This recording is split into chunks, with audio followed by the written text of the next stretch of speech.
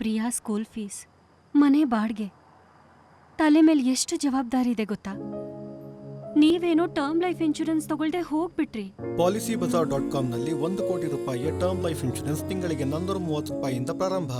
ನೀವು ಡಿಸ್ಕೌಂಟ್ ರೇಟಲ್ಲಿ term insurance ಮಾಡಿಸೋಕೆ ಡಿಸ್ಕ್ರಿಪ್ಷನ್ ಹಾಗೂ ಪಿನ್ಡ್ ಕಾಮೆಂಟ್ ನಲ್ಲಿ ಕೊಟ್ಟಿರೋ ಲಿಂಕ್ ಓಪನ್ ಮಾಡಿ.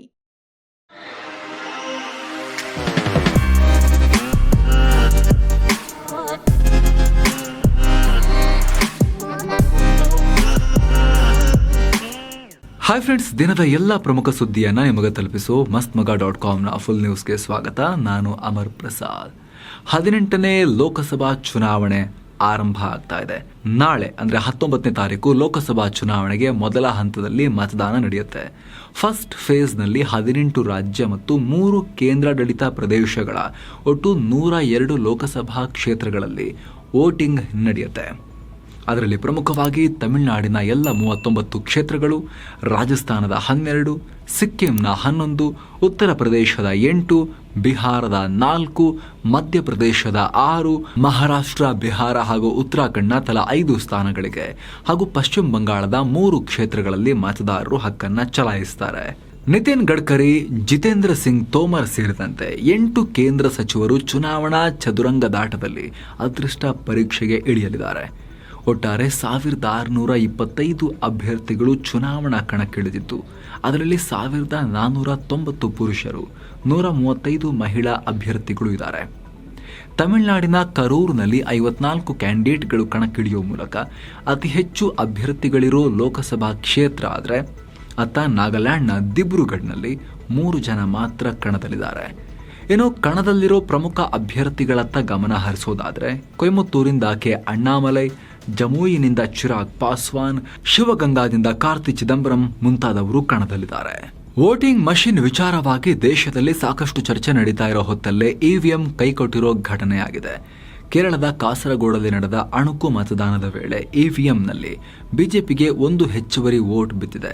ಸಾಮಾನ್ಯವಾಗಿ ಚುನಾವಣೆಗೂ ಮುನ್ನ ಪ್ರತಿ ಮತಕ್ಷೇತ್ರದ 5 ರ್ಯಾಂಡಮ್ ಪೋಲಿಂಗ್ ಸ್ಟೇಷನ್ಗಳಲ್ಲಿ ಈ ಅಣುಕು ಮತದಾನ ನಡೆಯುತ್ತೆ. ಅದೇ ರೀತಿ ಕಾಸರಗೋಡಿನಲ್ಲಿ ಮಾಡಿದಾಗ 10ರಲ್ಲಿ 3 ಇವಿಎಂ ಮಷಿನ್ಗಳ ವಿವಿಪ್ಯಾಟ್ನಲ್ಲಿ ಒಂದೊಂದು ಎಕ್ಸ್ಟ್ರಾ ಬಿಜೆಪಿ ಚಿಹ್ನೆ ಇರೋ ಚೀಟಿ ಬಂದಿದೆ. 2 ರೌಂಡ್ ಟೆಸ್ಟ್ ಮಾಡಿದಾಗಲೂ ಇದೇ ರೀತಿಯಾಗಿದೆ.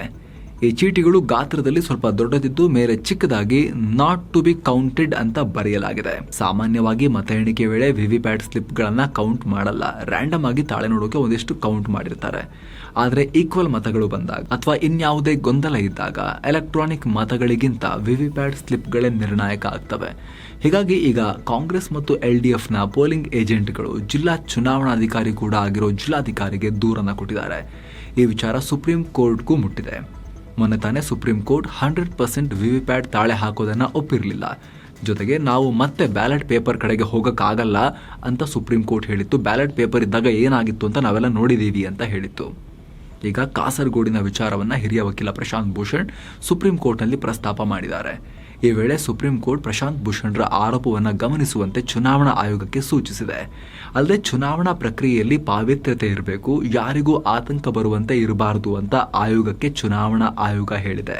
ನ್ಯಾಯಾಂಗ ಬಂಧನದಲ್ಲಿ ಜೈಲಿನಲ್ಲಿರೋ ದಿಲ್ಲಿ ಸಿಎಂ ಅರವಿಂದ ಕೇಜ್ರಿವಾಲ್ ಇದೀಗ ತಮ್ಮ ಸಕ್ಕರೆ ಮಟ್ಟ, ರಕ್ತದ ಶುಗರ್ ಮಟ್ಟವನ್ನು ಜಾಸ್ತಿ ಮಾಡ್ಕೊಳ್ಳೋಕ್ಕೆ ಹೆವಿ ಮಾವಿನ ಹಣ್ಣು, ಆಲೂ ಪೂರಿ ಮತ್ತು ಸ್ವೀಟನ್ನು ಸಿಕ್ಕಾಪಟ್ಟೆ ತಿಂತಾ ಇದ್ದಾರಂತೆ. ಈ ಮೂಲಕ ಮೊದಲೇ ಶುಗರ್ ಪೇಷಂಟ್ ಆಗಿರೋ ಕೇಜ್ರಿವಾಲ್ ಮೆಡಿಕಲ್ ಬೇಲ್ ಪಡೆಯೋಕೆ ಶುಗರ್ ಈ ರೀತಿ ಸಿಕ್ಕಾಪಟ್ಟೆ ತಿಂದು, ಹಣ್ಣು ಮತ್ತು ಎಣ್ಣೆ ಐಟಮ್ ಎಲ್ಲ ಸರಿಯಾಗಿ ಜಂಕ್ ಎಲ್ಲ ತಿಂದು ಜಾಸ್ತಿ ಮಾಡ್ಕೊಳ್ತಿದ್ದಾರೆ ಬೇಕು ಅಂತಾನೆ ಶುಗರ್ನ ಅಂತ ಇಡಿ ಅಧಿಕಾರಿಗಳು ಕೋರ್ಟ್ನಲ್ಲಿ ಈ ರೀತಿ ಹೇಳ್ಬಿಟ್ಟಿದ್ದಾರೆ. ಏನು ಇಡಿ ಮಾಡಿರೋ ಆರೋಪಕ್ಕೆ ಅರವಿಂದ್ ಕೇಜ್ರಿವಾಲ್ರ ವಕೀಲ ವಿವೇಕ್ ಜೈನ್ ರಿಯಾಕ್ಟ್ ಮಾಡಿದ್ದಾರೆ. ಈ ಮ್ಯಾಟರ್ ಸದ್ಯ ಕೋರ್ಟ್ ಮುಂದೆ ಇದೆ. ಕೇಜ್ರಿವಾಲ್ರಿಗೆ ಮನೆಯಿಂದ ಊಟ ಹೋಗ್ತಿರೋದನ್ನ ತಡೆಯೋಕೆ ಇಡಿ ಅಧಿಕಾರಿಗಳು ಈ ರೀತಿ ಕತೆ ಕಟ್ಟಿದ್ದಾರೆ ಅಂತ ಹೇಳಿದ್ದಾರೆ. ಮತ್ತೊಂದು ಕಡೆ ಆಮ್ ಆದ್ಮಿ ಪಾರ್ಟಿ ನಾಯಕಿ ಅತಿಶಿ ಈ ರೀತಿ ಮನೆಯಿಂದ ಹೋಗೋ ಊಟ ನಿಲ್ಲಿಸಿ ಅರವಿಂದ ಕೇಜ್ರಿವಾಲ್ರನ್ನ ಕೊಂದು ಹಾಕಕ್ಕೆ ಸಂಚು ರೂಪಿಸಲಾಗಿದೆ, ಜೈಲಲ್ಲೇ ಹತ್ಯೆ ಮಾಡೋಕ್ಕೆ ಸಂಚು ರೂಪಿಸಲಾಗಿದೆ, ಅವರ ಆರೋಗ್ಯ ಕೆಡಿಸೋಕೆ ಬಿಜೆಪಿ ಟ್ರೈ ಮಾಡ್ತಾ ಇದೆ, ಇನ್ಸುಲಿನ್ ಕೂಡ ಕೊಡ್ತಾ ಇಲ್ಲ ಅಂತ ಆರೋಪ ಮಾಡಿದ್ದಾರೆ. ಆಲ್ರೆಡಿ ಕೇಜ್ರಿವಾಲ್ರ ಶುಗರ್ 300 ದಾಟಿದೆ ಅಂತ ಆಮ್ ಆದ್ಮಿ ಪಾರ್ಟಿಯವರು ಆರೋಪ ಮಾಡ್ತಿದ್ದಾರೆ.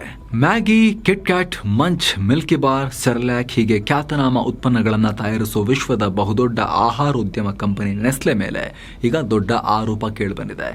ನೆಸ್ಲೆ ಯುರೋಪ್ಗೆ ಹೋಲಿಸಿದ್ರೆ ದಕ್ಷಿಣ ಏಷ್ಯಾ, ಆಫ್ರಿಕಾ, ಲ್ಯಾಟಿನ್ ಅಮೆರಿಕದಂತಹ ಬಡ ರಾಷ್ಟ್ರಗಳ ಮಕ್ಕಳ ಉತ್ಪನ್ನಗಳಲ್ಲಿ ಹೆಚ್ಚು ಶುಗರ್ ಆಡ್ ಮಾಡುತ್ತೆ ಅಂತ ಸ್ವಿಟ್ಜರ್ಲ್ಯಾಂಡ್ನ ಸಂಸ್ಥೆಯೊಂದು ಆರೋಪಿಸಿದೆ. ಇದರಲ್ಲಿ ಭಾರತ ಕೂಡ ಸೇರಿದೆ. ಎಳೆ ಮಕ್ಕಳಿಗೆ ತಯಾರಿಸೋ ಹಾಲು ಮತ್ತು ಸೆರೆಲ್ಯಾಕ್ನಂತಹ ಸೀರಿಯಲ್ ಪ್ರಾಡಕ್ಟ್ಗಳಲ್ಲಿ ಸಕ್ಕರೆ ಮತ್ತು ಜೇನುತುಪ್ಪ ಆಡ್ ಮಾಡ್ತಾ ಇದೆ. ಈ ಮೂಲಕ ಒಬೆಸಿಟಿ ಮತ್ತು ದೀರ್ಘಕಾಲದ ಕಾಯಿಲೆಗಳನ್ನು ತಡೆಗಟ್ಟುವ ನಿಟ್ಟಿನಲ್ಲಿ ರೂಪಿಸಲಾಗಿರೋ ಅಂತಾರಾಷ್ಟ್ರೀಯ ಗೈಡ್ಲೈನ್ಸ್ ಅನ್ನು ಉಲ್ಲಂಘಿಸಿದೆ. ಹೀಗಂತ ಕ್ಯಾಂಪೇನರ್ಸ್ ಫ್ರಮ್ ಪಬ್ಲಿಕ್ ಐ ತನಿಖಾ ಸಂಸ್ಥೆ ಆರೋಪಿಸಿದೆ. ಉದಾಹರಣೆಗೆ ಯುಕೆನಲ್ಲಿ ಮಾರಾಟ ಮಾಡೋ ಸೆರೆಲ್ಯಾಕ್ನಲ್ಲಿ ಒಂಚೂರು ಶುಗರ್ ಇರಲ್ಲ, ಆದರೆ ಭಾರತದಲ್ಲಿ ಮಾತ್ರ 1 ಕಪ್ಗೆ 2.7 ಗ್ರಾಂನಷ್ಟು ಶುಗರ್ ಆಡ್ ಮಾಡುತ್ತೆ.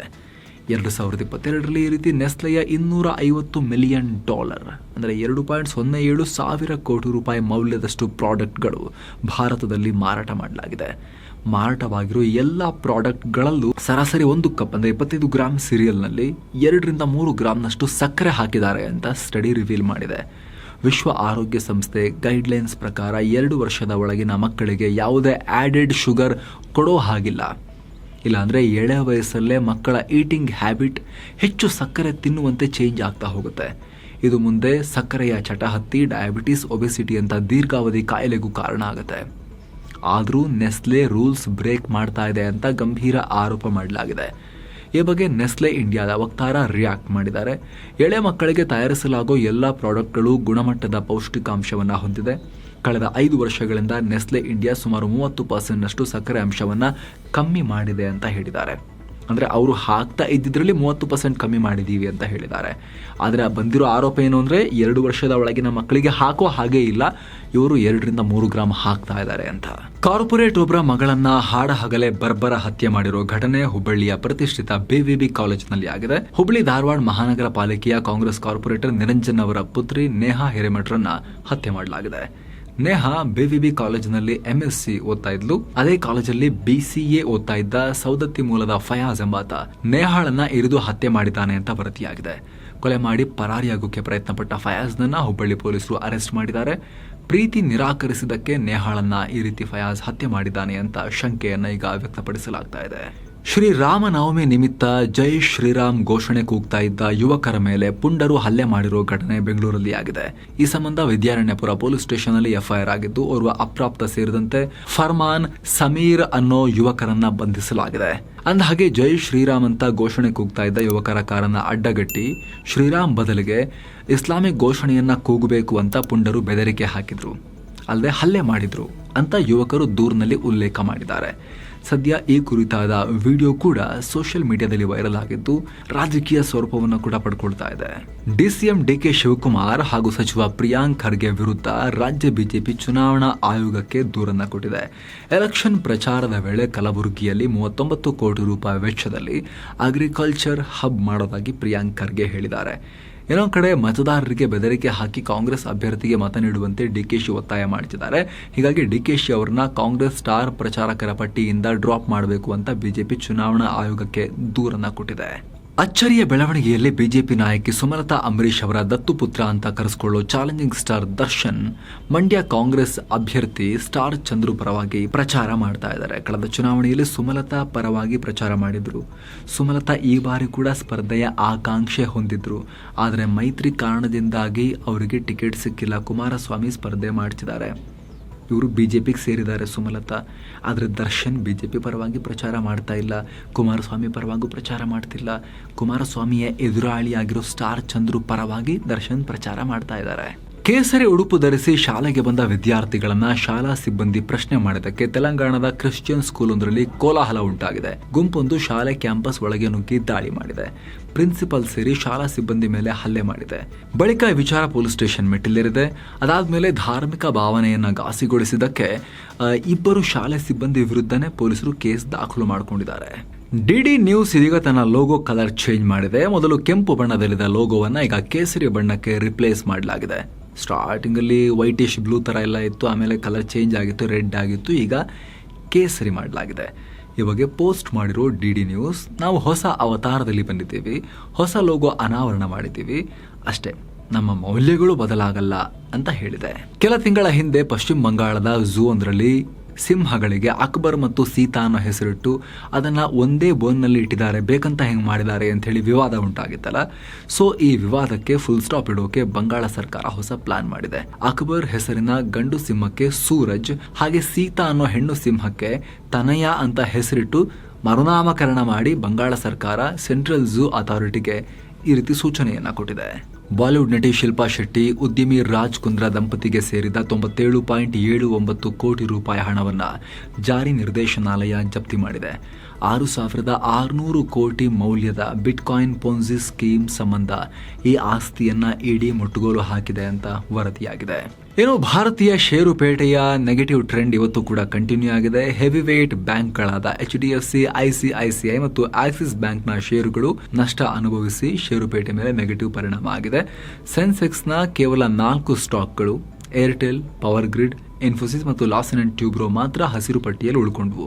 ದಿನದ ವಹಿವಾಟಿನ ಅಂತ್ಯಕ್ಕೆ ಬೆಂಚ್ ಮಾರ್ಕ್ ಇಂಡೆಕ್ಸ್ಗಳಾದ ಸೆನ್ಸೆಕ್ಸ್ 455 ಪಾಯಿಂಟ್ ಡೌನ್ ಆಗಿ 72,488ಕ್ಕೆ, ನಿಫ್ಟಿ 152 ಪಾಯಿಂಟ್ಸ್ ಡೌನ್ ಆಗಿ 21,995ಕ್ಕೆ ಇಳಿಕೆಯಾಗಿದೆ. ಡಾಲರ್ ಮುಂದೆ ರೂಪಾಯಿ ಮೌಲ್ಯ 6 ಪೈಸೆ ಏರಿಕೆಯಾಗಿ 83 ರೂಪಾಯಿ 55 ಪೈಸೆಯಾಗಿದೆ. ಐಟಿ ಕಂಪನಿ ಇನ್ಫೋಸಿಸ್ ತನ್ನ ನಿವ್ವಳ ಲಾಭದಲ್ಲಿ ಆಗಿರೋ ಬೆಳವಣಿಗೆ ಅನೌನ್ಸ್ ಮಾಡಿದೆ.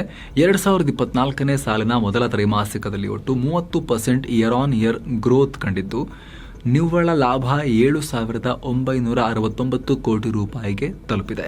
ಕಳೆದ ವರ್ಷ ಇದೇ ಅವಧಿಯಲ್ಲಿ 6,128 ಕೋಟಿ ರೂಪಾಯಿ ಪ್ರಾಫಿಟ್ ಅನ್ನ ಗಳಿಸಿತ್ತು ಇನ್ಫೋಸಿಸ್. ಚಿನ್ನ ಮತ್ತು ಬೆಳ್ಳಿ ಬೆಲೆ ವಿಚಾರಕ್ಕೆ ಬಂದರೆ 24 ಕ್ಯಾರೆಟ್ನ 10 ಗ್ರಾಂ ಚಿನ್ನದ ಬೆಲೆಯಲ್ಲಿ 175 ರೂಪಾಯಿ ಜಾಸ್ತಿಯಾಗಿ 73,477 ರೂಪಾಯಿ ಆಗಿದೆ. 22 ಕ್ಯಾರೆಟ್ನ 10 ಗ್ರಾಂ ಚಿನ್ನದ ಬೆಲೆಯಲ್ಲಿ 160 ರೂಪಾಯಿ ಜಾಸ್ತಿಯಾಗಿ 67,300 ರೂಪಾಯಿ ಆಗಿದೆ. 1 ಕೆಜಿ ಬೆಳ್ಳಿ ಬೆಲೆ 114 ರೂಪಾಯಿ ಜಾಸ್ತಿಯಾಗಿ 83,327 ರೂಪಾಯಿ ಆಗಿದೆ. ಸೊ ಫ್ರೆಂಡ್ಸ್, ಇದಾಗಿತ್ತು ಇವತ್ತಿನ ಫುಲ್ ನ್ಯೂಸ್. ನಾವು ಕೊಯ್ದಿಲ್ಲ, ಎಳೆದಿಲ್ಲ, ಕಿರ್ಚಾಡಿಲ್ಲ, ಕೇವಲ ಸುದ್ದಿಯ ರೀತಿಯಲ್ಲಿ ನಮಗೆ ತಲುಪಿಸೋ ಪ್ರಯತ್ನವನ್ನ ಮಾಡಿದ್ದೇವೆ. ನಮ್ಮ ಈ ಪ್ರಯತ್ನ ನಿಮಗೆ ಇಷ್ಟ ಆಗ್ತಾ ಇದ್ರೆ ದಯವಿಟ್ಟು mastmaga.com ನ ಈ ಚಾನಲ್ಗೆ ಸಬ್ಸ್ಕ್ರೈಬ್ ಮಾಡಿ, ಪಕ್ಕದ ಬೆಲ್ ಐಕಾನ್ ಮೇಲೆ ಕ್ಲಿಕ್ ಮಾಡೋದನ್ನ ಯಾವುದೇ ಕಾರಣಕ್ಕೂ ಮರಿಬೇಡಿ. Thank you so much. ಮತ್ತೆ ಭೇಟಿ ಆಗ್ತಿರೋಣ. ನಮಸ್ತೆ.